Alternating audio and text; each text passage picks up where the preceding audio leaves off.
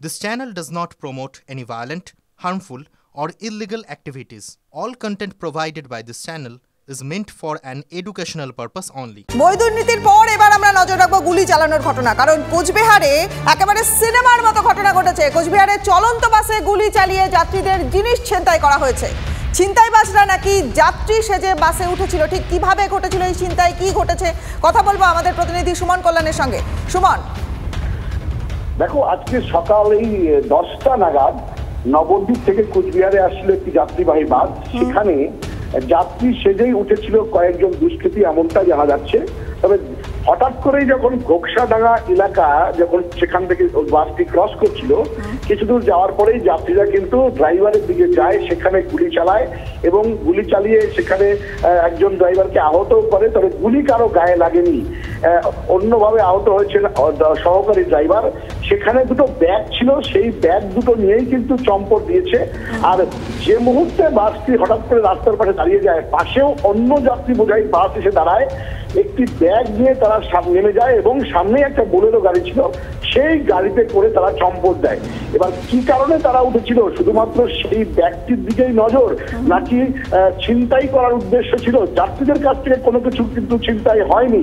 পাশাপাশি ঘটনাস্থলে সঙ্গে সঙ্গে পৌঁছেছে ঘোকসাডাঙ্গা থানা পুলিশ, জেলার পুলিশ সুপার দ্যুতিমান ভট্টাচার্য, তিনিও ঘটনাস্থলে পৌঁছেছেন, তদন্ত হচ্ছে। তবে কেন বা কারা কিভাবে একজন ফিল্মি কায়দায় একটা গাড়ি নিয়ে এসে চম্পট দিল, এটা নিয়ে কিন্তু ভাবার একেবারে নজর থাকবে আমাদের। সুমন, আপাতত ধন্যবাদ তোমায়।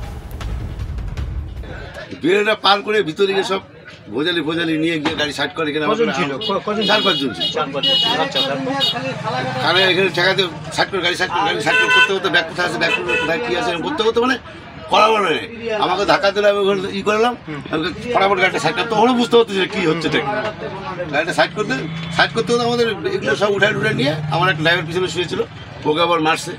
তো ওকে ওগুলো শুয়েছিল, ওকে মারছে, ওকে সরাই দিয়ে কিন্তু ব্যাগ ছিল আমাদের দুজনে, ওই কন্ট্রাক্টর আমার ব্যাগ, ওই ব্যাগ নিয়ে চলে গেছে। আচ্ছা, কোন পার্সেল ছিল গাড়িতে?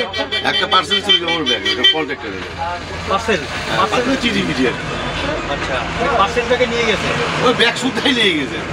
ছেলেগুলো হুড়মুড় করে এলো, ঠিক আছে, এসে ড্রাইভারের ওখানে একদম সোজা বন্দুক বের করলো, ঠিক আছে, বের করে চিৎকার চেঁচামেচি শুরু করলো।